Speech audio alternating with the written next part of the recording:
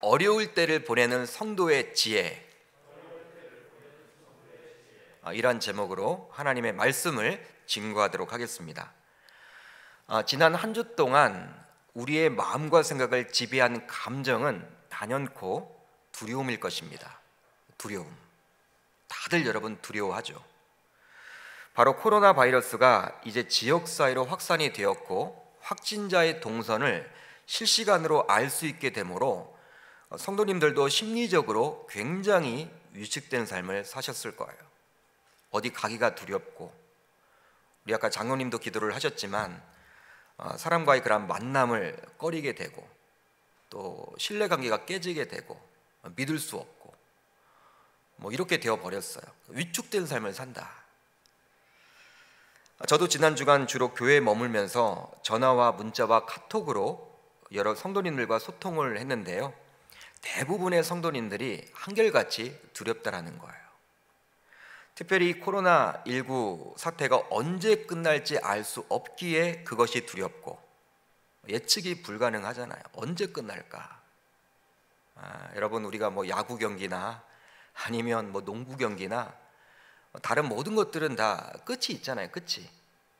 그런데 이 코로나 바이러스는 언제 진정이 될지 예측을 할 수 없기 때문에 그것이 두렵고, 또 코로나19 사태로 인해서 먹고 사는 것이 더 힘들어지므로 그것이 더 두렵다라는 분들이 굉장히 많으셨어요. 나라의 경기가 여러분 굉장히 위축되어 있죠. 어디를 가나 사람이 없습니다. 사람이 없어요. 마트를 가건 식당을 가건 사람들이 활동을 잘 하지 않아요. 주머니를 열지 않습니다. 그러다 보니 자영업자들, 소상공인들이 굉장히 지금 위축된 삶을 살 수밖에 없죠. 그것이 더 두렵다라는 거예요. 아마도 이 시간 가정에서 실시간 영상으로 예배를 드리는 분들도 모두 불안한 마음을 가지고 있을 거예요. 여러분, 이런 상황 속에서 두려운 마음을 가지게 되는 것은 지극히 당연합니다. 지극히 당연해요. 따라서 불안함과 두려움이 생기더라도 이것을 스스로 자책하지 않았으면 좋겠습니다. 바로 다음과 같이 말이죠. 나는 하나님을 믿는데, 나는 예수님을 믿는데, 나는 성령 하나님이 내 마음속에 계시는데 왜 나는 평안보다는 이렇게 두려울까, 무서울까, 이렇게 자책을 하지 않았으면 좋겠어요. 그렇지만 이 두려움으로 인해서 우리가 놓쳐서는 안 되는 것이 있으니 바로 저와 여러분들은 하나님의 자녀들이란 사실입니다. 이것을 꼭 고백할 수 있기를 바랍니다. 실제로 불안함과 두려움이 너무 큰 나머지 하나님의 자녀로서의 정체성까지 놓치게 된다면 이것은 신자로서 세상 불신자들과 별반 다를 바가 없는 것이 되는 것이기 때문에 이 하나님의 자녀라는 정체성만큼은 반드시 놓쳐서는 안 될 줄 믿습니다. 놓쳐서는 안 되는 거예요. 그렇다면 하나님의 자녀인 저와 여러분들은 이런 어려운 때에 어떻게 지내야만 할까요? 어떻게 지내면 좋을까요? 세상 불신자들과는 분명히 다른 뭔가가 있어야 하겠죠. 예수님께서도 분명히 이 땅을 살아가는 저와 여러분들에게 뱀같이 지혜롭고 비둘기같이 순결하라, 이런 말씀을 해주셨어요.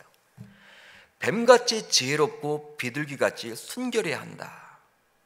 그러기에 이러한 어려운 시절에는 뱀과 같은 지혜로운 신자들이 모두 되어야 할 줄 믿습니다. 그러니까 지혜가 필요합니다. 지혜가. 우리는 여러분 막 사는 인생이 아니죠. 하나님께 붙들림 바 된 인생입니다.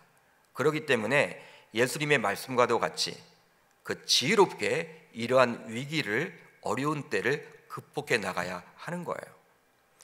오늘은 시편 91편 말씀을 통해서 국가적으로, 교회적으로, 가정적으로, 또 개인적으로 굉장히 어려운 시절을 보내고 있는 상황 속에서 우리 신자들이 어떻게 살아가면 좋을지 면밀히 살펴보도록 하겠습니다. 공교롭게도 요즘 우리 사회를 뒤흔들고 있는 질병명이 있습니다. 바로 무엇입니까? 코로나19예요. 코로나19. 이 19를 뒤집어서 91, 즉 시편 91편을 많이들 묵상하곤 합니다. 시편 91편. 제가 이렇게 카톡도 몇 번 받았어요. 오늘 우리가 읽었던 이 본문 말씀을 위안을 삼아서 막 이겨내려고 몸부림치시는 분들이 굉장히 많으시더라고요.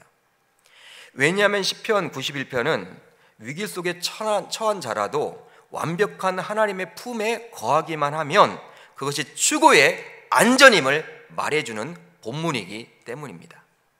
구원의 장이에요. 말 그대로 시편 91편은 하나님께서 우리들을 구원해 주신다, 우리를 안보해 주신다, 우리의 안위를 책임져 주신다, 그 말씀이에요. 실제로 오늘 말씀 3절을 보시면요, 시편 기자가 당시 처한 환경은 현재 우리가 처한 형편과 별반 다를 바가 없음을 알 수 있습니다. 이는 그가 너를 새 사냥꾼의 올무에서와 심한 전염병에서 건지실 것이미로다. 여러분, 이 구절을 보십시오. 이 본문에 나오는 새 사냥꾼의 올무, 심한 전염병. 우선 새 사냥꾼의 올무는 무엇입니까? 바로 몰래 찐 그물로 신앙인들을 궁지에 빠지게 만드는 모함을 말하는 거예요. 모함이에요, 모함. 한마디로 원수의 모함이라고 보시면 됩니다. 여러분, 시편 9절을 보면요, 이런 말이 나와 있어요. 우리 한번 같이 읽어보도록 합니다. 시작. 사자가 자기의 굴에 엎드림 같이 그가 은밀한 곳에 엎드려 가련한 자를 잡으려고 기다리며 자기 그물을 끌어당겨 가련한 자를 잡나이다. 아멘. 그가 은밀한 곳에 엎드려 가련한 자를 잡으려고 기다리며. 여러분, 이 구절을 보시면 그가, 여기에 나와 있는 그는 누구를 말하는 것일까요? 바로 악인을 이야기합니다. 악인. 이것이 바로 오늘 말씀에 나오는 새 사냥꾼의 올무라 할 수 있어요. 같은 말이죠. 실제로 이 세상에는 온갖 악한 계략과 술수를 동원해서 의인들, 즉 하나님의 백성들을 공격하고 파멸의 구렁텅이에 빠뜨리려고 하는 악한 자들이 존재합니다. 실제로 여러분, 세상은요, 의인들만 존재하지 않아요. 악인들이 얼마나 많은지 몰라요. 그런데 그 악인들은요, 저와 여러분들과 같은 하나님의 백성들을 어떻게 하면 이렇게 구렁텅이에 빠뜨릴까, 이렇게 여러분 몸부림치는 분들이 굉장히 많다라는 거예요. 그렇기 때문에 실제로 삶 속에서 예수님을 믿는 신자라는 이유만으로 오해와 모함을 받아 손해를 입기도 합니다. 손해를 입는 삶이 굉장히 많아요. 여러분, 예수를 믿지 않았더라면 받지 않을 고통이 있습니다.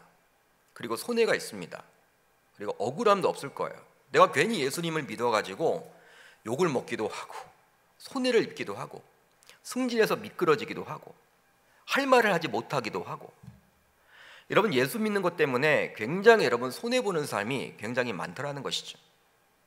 아마 예배를 드리는 분들도 한두 번쯤은 경험해 보셨을 거예요. 예수 믿음으로 인해서 손해당하고 억울함 당하고 내가 그렇다고 막 따질 수도 없고, 여러분 그런 경우들이 굉장히 우리들 주변에 많죠. 또 심한 전염병이 나오는데 이 심한 전염병은 요즘 유행하고 있는 코로나 바이러스처럼 전염성이 강한 질병을 이야기합니다. 오늘 본문 6절에서는 이 3절에서 나와 있는 심한 전염병을 가리켜서 오늘 본문 6절에서는 어두울 때 퍼지는 전염병이라고 이야기를 해요. 어두울 때 퍼진다라는 것은 사람이 손을 댈 수 없음을 이야기합니다. 사람이 손을 댈 수 없는 거예요. 어떻게 인간이 막을 수 없는 것입니다. 요즘 여러분 코로나 바이러스 이렇게 우리들이 하려고 하지만 쉽지 않죠. 할 수 없는 것들이 너무나 많잖아요. 그러니까 인간의 손으로는 거의 불가능한 일 같아요.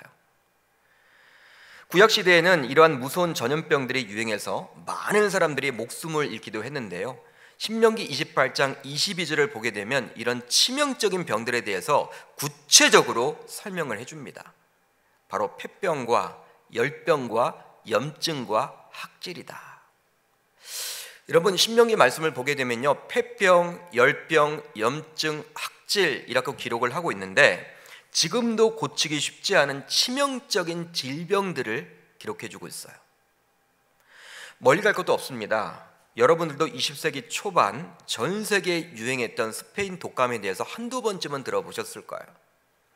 요즘에 이렇게 코로나19 바이러스가 굉장히 많이 퍼져 있죠. 전 세계를 지금 강타하고 있죠. 그러다 보니 언론을 통해서 20세기 초반에 유행했던 스페인 독감과 이게 비교를 참 많이 해놓고 있더라고요. 스페인 독감의 발생원은요 1918년 3월 미국 시카고 부근이었으며 고병원성으로 발전한 것은 1918년 8월 15일경 아프리카 서해안의 영국 보호령 시에라리온의 수도 프리타운 부근으로 추정이 된다고 해요. 당시 이 독감으로 전 세계 인구의 약 3%에서 6%가 죽었답니다. 전혀 놀라지 않으시네요. 굉장하죠, 여러분? 전 세계 인구의 3%에서 6%가 죽었어요. 일부는 이 병에 걸려서 2, 3일 만에 사망에 이르는 경우도 있었다고 합니다. 이 바이러스로 인해 1918년과 1919년 2년 사이에 전 세계적으로 무려 2,500만 명에서 5천만 명이 희생된 것으로 알려졌어요. 여러분 1차 세계대전 때 죽었던 인원보다도요 이 스페인 독감으로 죽었던 인원이 3배가 많다고 합니다. 전쟁보다 무서운 게 바로 이 바이러스예요. 한국에서는 흔히 무오년 독감이라고 했는데 이 스페인 독감을 한국에서는 무오년 독감이라고 했는데 당시 약 740만 명이 감염이 됐고요. 굉장하죠. 무려 14만여 명이 죽었다고 합니다. 그러니까 우리나라도 여러분 큰 타격이었죠. 일제시대 때. 이 여러분 스페인 독감이 한국에도 와서 14만여 명이 죽었어요. 14만여 명이. 그 당시 여러분들 뭐 의료가 있겠습니까? 뭐가 있겠습니까? 알지도 못하는 병에 걸려서 그렇게 많이 죽어간 거예요. 이 스페인 독감이 얼마나 무서웠던지 1차 세계대전은 서둘러 매듭지어졌고 결과적으로 평화조약이 체결되었다고 합니다. 그러니까 전쟁보다 더 두려운 게 바로 이 스페인 독감이었어요, 당시. 그렇습니다. 그만큼 무서운 것이 바로 이런 전염병이라 할 수 있습니다. 전염병이에요. 시인은 3절에서 자신이 겪고 있는 형편을 5절과 6절에서 다시 한번 구체화시키고 있는데 바로 이런 내용으로 구체화를 시킵니다. 밤의 공포, 낮의 화살, 어둠의 전염병, 한낮의 재앙으로 그려주고 있어요. 밤의 공포는 원수들의 공격을 말합니다. 원수들이 공격을 할 때 주로 언제 공격을 해요? 낮에는 공격을 하지 않죠. 밤에 여러분 주로 공격을 합니다. 낮의 화살, 이건 뭘까요? 전장터에서 갑작스러운 공격을 가리키는 것이죠. 여러분 화살이 막 쏟아지는 그러한 경우를 한번 생각해 보세요. 우리가 영화 적벽대전이나 이런 것들을 보게 되면 여러분 하늘에서 막 화살이 여러분들 떨어지는 그 광경을 한번 떠올려 보십시오. 갑작스러운 공격. 또한 원어를 보면 알 수 있지만 어둠의 전염병과 한낮의 재앙, 이것은 다 무엇이냐면 생명을 위협하는 질병이나 많은 사람의 생명을 파괴하는 전염병으로 보셔도 좋습니다. 그러니까 어둠의 전염병과 한낮의 재앙, 이 한낮의 재앙도 바로 전염병이란 거예요. 한편 이 5절과 6절을 보게 되면 시간을 가리키는 말들이 나오죠. 여러분들이 가지고 있는 성경을 보세요. 5절과 6절을 보시면 시간을 가리키는 말들이 나오는데 어떤 단어가 나와 있습니까? 밤, 낮, 어둠, 한낮. 이렇게 기록이 되어 있어요. 이런 시간은 각각의 위험이 꼭 그때 임한다기보다는 모든 시간을 포괄적으로 가리키는 표현으로 언제 어디서 닥쳐올지 모르는 모든 위험을 가리킨다고 볼 수 있습니다. 한마디로 지금 우리가 겪고 있는 이런 어려움은 요즘의 문제만은 아니라는 거예요.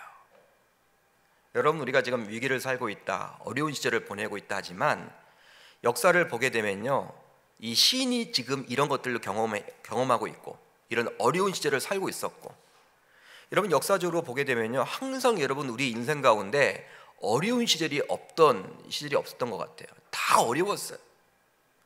항상 여러분 평안한 시절보다는 어려운 시절이 훨씬 많았던 것 같습니다. 여러분 만약에 우리가 코로나19 사태에서 벗어났다고 칩시다. 벗어났다고 쳐보자고요. 그렇다면 아마도 우리에게 또 다른 어려움이 몰아닥칠 거예요. 또 다른 바이러스가 올 수도 있고 어떤 다른 위기를 접할 수도 있습니다. 예를 들어 볼까요? 여러분 2003년도 사스를 여러분 기억하실 거예요. 사스라는 독감을 기억하실 겁니다. 2009년도에 신종플루 독감을 기억하실 거예요. 굉장했죠. 많은 사람들이 죽었죠. 2015년도에 메르스를 여러분 기억하실 거예요. 근데 2020년도에는 코로나19. 여러분 주기적으로 계속해서 이 병이 지금 만들어지고 있어요. 극복을 하면 이게 끝나는 것이 아니라 또 다른 위기가 올 수 있다는 것이죠. 그것을 알고 있었던 시인은 밤, 낮, 어둠, 한낮을 언급하므로 우리네 인생은 언제든지 위험이 닥칠 수 있음을 강조해 줍니다. 그런데 오늘 말씀을 보시면 놀랍게도 시인은 자신이 처한 어려움 속에서 전혀 두려워하고 있지 않아요. 전혀 두려워하고 있지 않습니다. 여러분 오늘 말씀 5절과 6절을 한번 같이 읽어볼까요? 5절과 6절 시작. 너는 밤에 찾아오는 공포와 낮에 날아드는 화살과 어두울 때 퍼지는 전염병과 밝을 때 닥쳐오는 재앙을 두려워하지 아니하리로다. 아멘. 두려워하지 아니하리로다. 할렐루야. 지금 시인은요 자신이 처한 어려움 형편 속에서도 두려움을 말하고 있지 않아요. 어떤 의미로는 우리가 요새 코로나 바이러스로 두려움을 갖는 것 이상으로 시인은 밤에 찾아오는 공포, 낮에 날아드는 화살, 어두울 때 퍼지는 전염병, 밝을 때 닥쳐오는 재앙, 이런 현실 가운데 놓여 있었지만 그런 현실 속에서 살고 있었음에도 불구하고 전혀 요동하고 있지 않아요. 두려워하고 있지 않습니다. 두려움을 말하고 있지 않아요. 여러분 시인이나 우리들 모두 하나님의 자녀들로서 성정을 가진 동일한 사람입니다. 그렇죠? 시인이 여러분 신이 아니잖아요. 우리와 여러분 성정인 같은 사람들이에요.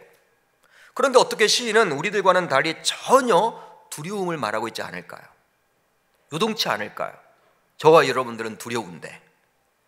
실제로 두려움이란 감정은 사람이라면 누구나 기본적으로 갖게 되어 있습니다. 그렇지만 시인은 결코 두려워하지 않고 있어요. 그렇다면 시인이 자신에게 닥친 어려움 속에서도 전혀 두려워하지 않는 이유는 무엇 때문일까요? 바로 자신이 믿는 하나님께서는 자기 백성을 반드시 살피시고 돌보시고 이끌어 가시며 보호해 주신 것을 신뢰했기 때문입니다. 이것을 믿을 수 있기를 바랍니다.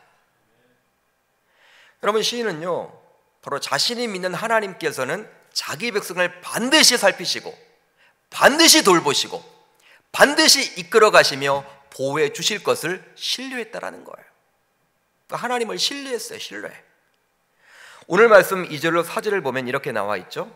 그는 나의 피난처요 나의 요새요 내가 의뢰하는 하나님이라 하리니 이는 그가 너를 새 사냥꾼의 올무에서와 심한 전염병에서 건지실 것이미로다. 그가 너를 그의 깃으로 덮으시리니 내가 그의 날개 아래 피하리로다. 그의 진실함은 방패와 손방패가 되시나니. 아멘. 여러분 시인에게 있어서 하나님은 과연 어떠한 분이었습니까? 시인에게 있어서 하나님은 과연 어떠한 분이셨어요? 한마디로 시인은 하나님을 가리켜서 내가 믿을 수 있는 안전한 보호자라고 고백을 합니다. 이런 신앙의 고백을 하고 있어요. 내가 믿을 수 있는 안전한 보호자가 바로 하나님이다. 여러분 그 구절이 바로 2절을 보면 나와 있죠. 나의 피난처요 나의 요새요 내가 의뢰하는 하나님. 내가 의뢰할 수 있는 하나님. 물론 이 세상에서도 우리가 힘들고 어려울 때마다 우리에게 도움을 주고 우리를 든든히 떠받쳐 주는 것들이 엄연히 존재를 합니다. 우리가 힘들 때마다 의존하는 것들이 있겠죠. 의지하는 것들이 있겠죠. 돈일 수도 있고 명예일 수도 있고 권력일 수도 있고 또 지식일 수도 있고 또 자신의 경험일 수도 있고 또 자신의 신뢰하는 지인일 수도 있습니다. 그렇지만 그런 것들은요 우리가 힘들고 어려울 때 도움을 받긴 하지만 그런 것들은 영원하지가 않아요. 영원하지 못해요. 오래가질 못합니다. 어떤 문제에 있어서 물질, 경험, 지식, 자신이 신뢰하는 누군가가 아무런 도움이 되지 못할 때가 있다라는 거예요. 한번 여러분 곰곰이 생각을 해보세요. 요즘 과학과 의학이 얼마나 발달한 시대를 우리는 살고 있습니까? 달나라 간지는 오래되었고 화성 탐사 이야기가 나오고 있잖아요. 부산까지 20분 만에 가려고 하는 그런 것들을 여러분 만들기도 해보고 굉장히 여러분들 음속으로 다니는 이 초비행 그런 시대가 올 것이다. 우리들은 여러분 굉장히 많이 들어봤죠. 자율주행 시대다. 언론에서 한동안 AI라고 해서 인공지능에서 여러분 얼마나 많이 떠들어댔습니까? 또 4차 혁명 시대라고 해서 얼마나 여러분들이 이렇게 사람들의 마음을 흥분시켰습니까?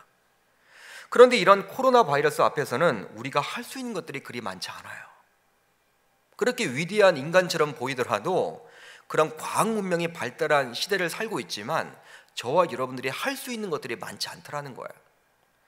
지금도 기억이 나는데요, 지금으로부터 약 11년 전인 2009년도에도 신종플루 때문에 굉장히 고생을 했습니다. 그 당시 저도 한 교회에서 부교육자로 섬기고 있었는데 굉장했죠, 여러분. 굉장했어요. 그때는 안타까운 것이 바로 어린아이들이 참 많이 그 병에 전염되었어요. 어린아이들이. 요새는 그래도 감사하죠. 이 어린아이들을 뭐 이렇게 많이 전염되었다 그런 얘기들은 돌고 있지 않아서 참 감사한데요, 2009년도 신종플루 때는요, 이 어린아이들이 여러분 감염이 많이 됐어요. 그리고 실제로 죽음을 맞이하는 아이들도 굉장히 많았습니다. 여러분, 그때에 비하면 지금은 얼마나 과학과 의학이 발달했습니까? 한번 떠올려 보세요. 하루가 다르게 진일보하는 것이 바로 과학이요 의학이기 때문이죠. 여러분, 11년 전에 비해서 지금은 얼마나 과학과 의학이 발달했냐는 거예요. 그러나 그때나 지금이나 우리가 할 수 있는 것은요, 별거 아니에요. 마스크를 열심히 생활하고 손을 자주 씻음으로 개인 위생에 신경 쓰는 것밖에 할 수 있는 것이 여러분 없다라는 거예요. 그만큼 우리 눈에 보이는 것들은 우리들을 영원히 안전하게 보호해 주질 못합니다. 그래서 이제 오늘 말씀에 나오는 시인은 그런 눈에 보이는 것들에게 자신의 생사 안위를 맡기고 있지 않아요. 그러면서 눈에 보이지는 않지만 창조주 여호와 하나님께서 자신의 피난처가 되시고 자신의 요새가 되시는 믿을 수 있는 분이라고 말씀하고 있는 것입니다. 왜냐하면 시인은 오직 하나님만이 믿을 수 있는 안전한 보호자라고 여겼기 때문입니다. 따라서 코로나 바이러스가 창궐하고 있는 이런 어려운 시절에 성도로서 지혜롭게 처신하기 위해서는 오늘 말씀에 나오는 시인과 같이 시인처럼 자신의 생사 안위를 창조주 여호와 하나님께 반드시 맡길 수 할 줄 믿으시길 바랍니다. 맡길 수 있어야 하는 것이죠. 그렇다면 하나님께서는 어떠한 자의 생사 안위를 보호해 주십니까? 여러분, 어떠한 자의 생사 안위를 보호해 주실까요? 바로 끊임없이 하나님과 내적 교통하는 자를 보호해 주십니다. 오늘 말씀 1절을 보면 이렇게 나와 있어요. 지존자의 은밀한 곳에 거주하며 전능자의 그늘 아래 사는 자여. 여러분, 이 말씀에 나와 있는 지존자의 은밀한 곳에 거한다. 어떤 의미일까요? 바로 하나님의 품을 휴식처로 삼아 거기서 쉬면서 하나님과 내적 교통을 하는 자를 이야기합니다. 하나님과 내적 교통하는 자를 이야기하는 거예요. 구약시대에는 하나님께 제사를 드리는 성전에 머무는 자라면 지금은 하나님의 임재를 느낄 수 있는 예배를 말할 수 있겠죠. 하나님과 여러분 소통하는 거예요. 하나님과 친밀한 교제를 나눌 수 있는 거예요. 그것이 바로 지존자의 은밀한 곳에 거하는 것입니다. 하나님과 여러분 붙어 있는 거예요. 붙어 있는 거. 관계가 여러분 굉장히 원만한 것이죠. 여러분, 이런 자, 결국 하나님께서는 전능하신 하나님의 그늘 아래에 거하는 축복을 주신다라고 이야기를 해주고 있죠. 한마디로 지존자의 은밀하게 거하기만 한다면 하나님께서는 전능자의 그늘 아래에 살도록 축복해 주신다라고 저와 여러분들에게 약속해 주고 있습니다. 제가 몇 년 전 멕시코로 단기 선교차 다녀오게 되었는데요, 아마도 지금 생각해 보니 7월 말에서 8월 초에 다녀왔던 것 같아요. 여러분, 우리나라도 7월 말에서 8월 초가 피크라고 하죠. 보통 여름 피크다. 그래서 여러분 휴가를 참 많이 가잖아요. 제일 더울 때. 근데 멕시코도 만만치 않았습니다. 그런데 우리나라 여름과는 달리 몹시 기온이 높아도 습하지는 않았어요. 습하지는 않았어요. 많은 사역을 하면서 기온이 너무 높은 나머지 많은 땀을 흘리게 되었는데요, 제가 개인적으로 이렇게 체질적으로 이렇게 땀이 참 많아요. 여름을 여러분 지내기가 참 쉽지 않습니다. 근데 여러분 사역을 하다 보니까 막 이렇게 여러분 땀을 많이 흘리게 되었어요. 몹시 힘겨워하는 저를 보면서 선교사님은 저에게 높은 나무 밑에서 잠시 쉬도록 권면을 했어요. 저는 빨리 이 사역이 끝내지기를 원했는데 선교사님은 아직 끝나지 않았다는 거예요. 목사님 힘드시니까 빨리 다른 실내로 들어갈 수는 없고 여러분 키가 큰 나무 밑에서 좀 잠시 쉬라고, 그늘이 있으니까. 저는 처음에 그런 생각을 했죠. 그 밑에 들어가도 똑같겠지. 얼마나 시원하겠나. 여러분 기온 자체가 워낙 높으니까. 그게 아니었어요. 제 생각이 여러분 틀렸습니다. 얼마나 여러분 그 그늘이 시원하던지. 야, 시원해요, 시원해. 그 느낌은 지금도 느낄 수가 있습니다. 저는 그때 깨달았어요. 그렇구나. 큰 나무 그늘 밑이 이렇게 좋은 거구나. 그래서 여러분 아무리 힘들고 어려워도, 아무리 더워도 그러한 나무 밑에 가면요 굉장히 이렇게 더위를 식힐 수 있는 거구나. 그때 깨닫게 되었어요. 여러분 오늘 말씀에 나오는 시인은 전능자 되시는 여호와 하나님의 그늘 아래에 거하게 되는 축복을 말해주고 있는데, 큰 나무의 그늘도 이리 좋거늘 전능자 되시는 여호와 하나님의 그늘은 얼마나 좋단 말입니까? 감히 우리 인간이 상상할 수 없는 큰 보호를 받게 되는 거예요. 따라서 시인이 말하고 있듯이 우리들은 여호와 하나님의 그늘 아래에 거하며 보호를 받기 위해서라도 지속적으로 여호와 하나님과 내적 교통을 해야 할 줄 믿습니다. 내적 교통을 해야 되는 거예요. 하나님과 친밀해져야 하는 거예요. 하나님께 붙어 있어야 하는 거예요. 여러분 우리가 요즘 코로나 바이러스로 인해서 우리의 삶이 여러분 다 지금 엉망이 되었죠. 만날 사람 만나지도 못하고 나라 경기도 굉장히 힘들고 신앙도 여러분 위축이 되는 것 같고, 이렇게 마음껏 주님 앞에 부르짖고 기도하고 싶어도 예배당에서 그럴 수도 없고, 그러다 보니까 여러분 우리의 신앙까지도 놓칠 수 있어요. 근데 분명한 것은 하나님께 붙어있지 않으면 그분의 보호를 받을 수 없는 거예요. 이렇게 우리의 아버지 되시는 전능하신 하나님께서는 자신의 자녀인 저와 여러분들이 어려움 속에 있을 때 우리들을 결코 외면치 않으세요. 즉 하나님의 자녀들인 우리들은 하나님의 각별하신 보살핌의 대상이 되므로 이 세상의 어떠한 위험에서도 멸망나가지 않게 되는 것입니다. 실제로 오늘 말씀 7절을 보면 이렇게 나와 있어요. 우리 한번 같이 읽어봅니다. 시작. 1000명이 내 왼쪽에서 10,000명이 내 오른쪽에서 엎드러지나 이 재앙이 내게 가까이 하지 못하리로다. 아멘. 이 재앙이 내게 가까이 하지 못하리로다. 할렐루야. 어떤 상황입니까? 지금은 막 전쟁 중이에요. 화살이 여러분 몰아닥치고 있어요. 내가 지금 적진에 여러분 막 들어가고 있는데 내 왼쪽에서 1000명이 쓰러졌어. 화살을 맞고. 내 오른쪽에서 10,000명이 화살을 맞고 쓰러졌어. 절체절명의 위기죠 여러분. 근데 하나님께서요 딱 그늘로 우리를 막아주시는 거예요. 이 재앙이 틈을 타지 못하도록 보호해 주신다라고 약속해주고 있습니다. 그러기에 신자라면 어려운 때를 보낼수록 오히려 단순하고 담백한 믿음을 소유할 수 있어야만 하는 거예요. 즉 자신의 생사안위가 하나님의 손에 달려있다라는 하나님의 절대 주권을 믿을 수 있어야만 하는 것이죠. 여러분 사람의 태어나고 죽는 것 누구에게 여러분 달려있습니까? 우리 인간의 노력으로 달려있지 않고 하나님의 절대 주권에 달려있음을 믿을 수 있기를 바랍니다. 그렇다면 이 단순하고 담백한 믿음은 무엇으로 증명될까요? 무엇으로 보여질까요? 바로 하나님을 진심으로 사랑하고 아는 것입니다. 하나님을 진심으로 사랑하고 아는 것을 통해서 증명돼요. 오늘 말씀 14절을 보면요 이렇게 나와 있어요. 우리 한번 같이 읽어봅니다. 시작. 하나님이 이르시되 그가 나를 사랑한즉 내가 그를 건지리라. 그가 내 이름을 안즉 내가 그를 높이리라. 그가 나를 사랑한즉 그가 내 이름을 안즉, 하나님께서는 나의 생사안위를 책임져 주신다라는 단순하고 담백한 믿음은 곧 하나님을 사랑하는 것으로 그리고 하나님을 아는 것으로 드러나게 되어 있는 거예요. 보통 어떤 존재를 믿게 되면요 그 존재를 사랑하게 되어 있고 알고 싶어집니다. 여러분 정말 그래요.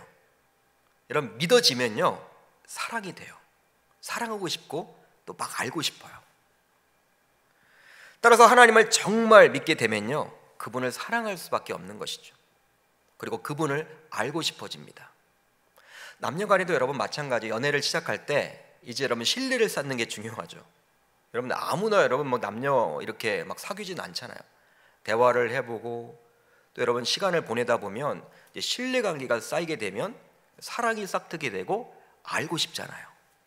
알고 싶어서 결혼까지 가는 거잖아요. 여기서 안다라는 것은 지식적인 알을 말하지 않습니다. 바로 경험을 말하는 거예요. 체험을 말하는 거예요. 남녀가 만나서 연애를 아무리 오랫동안 한다고 할지라도 안다고 감히 이야기를 할 수 없겠죠. 안다고 이야기를 할 수가 없어요. 그렇지만 정식 결혼을 해서 부부가 되면 비로소 그때는 안다라고 말할 수 있습니다.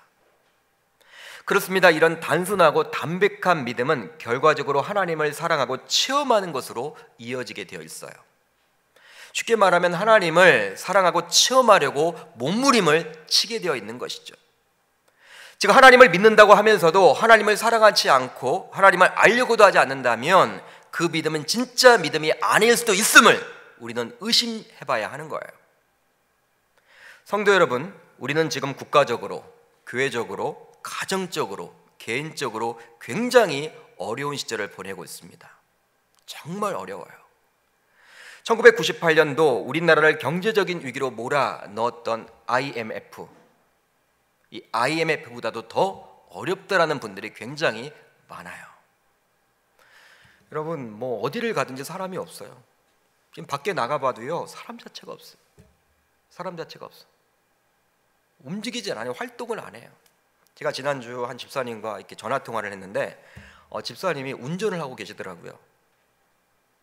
어디 가시냐고 했더니 이제 아이들이 다 요즘에 집에 있잖아요. 학원도 안 가고 학교도 안 가고 하니까 가정주부신데 뭐 교회도 나올 수도 없고 그러다 보니까 그냥 너무나 집안에 있으니까 답답해서 그냥 자기 승용차 안에서 아이들 데리고 다니더라고요.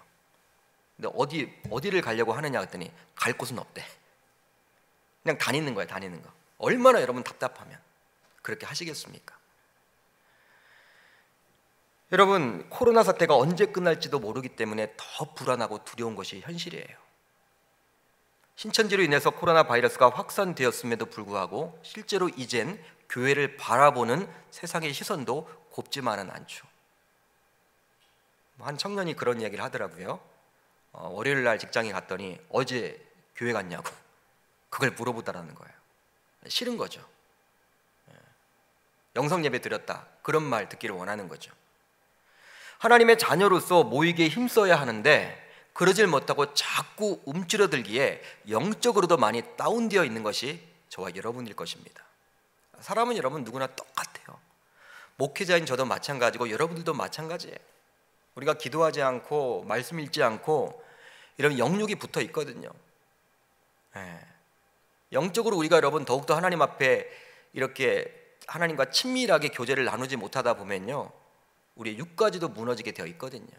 누구나 마찬가지입니다. 이렇게 온통 우리들을 사로잡고 있는 마음은 온갖 두려움, 불안함, 초조함, 무서움, 혼란스러움, 답답함 등과 같은 부정적인 마음들이 대부분이죠. 요즘에 여러분 뉴스 보기가 좀 겁나죠? 뭐 우리나라 여러분 뭐 외교 참사다. 이제 우리나라가 여러분 굉장히 이 코리아 강국이었는데 외교 강국이었고 우리나라 여권으로는 뭐 못 갈 나라가 거의 없었는데 이제 우리나라를 거부하는 사람들이 점점 늘어나고 있고 뭐 정치권은 여러분 4월 15일 총선에만 매달리는 것 같고 이 부분을 빨리 해결해야 되는데 이런 여러분 전염병 앞에서는 야당과 여당이 어디 있겠습니까? 빨리 여러분 이 부분을 해야 될 텐데 당리 당량만 따르는 것 같고 경제적으로는 굉장히 침체되어 있고 교회도 마찬가지죠. 여러분 영적으로도 여러분 지금 심각합니다. 여러분 사람들이 대부분 다 그래요. 불안함, 초조함, 무서움, 혼란스러움, 답답하다는 거예요. 이런 우리의 처지를 너무나도 잘 알고 있는 시편 기자인 시인은 오늘 말씀에서 저와 여러분들에게 권면해 줍니다. 바로 단순하고 담백한 믿음을 가져야 함을 말이죠. 그런 믿음을 통해서 절대자이고 전능자이신 여호와 하나님을 신뢰할 줄 알아야 하는 거예요. 왜냐하면 오직 그분께 나의 생사 안위가 달려있기 때문입니다.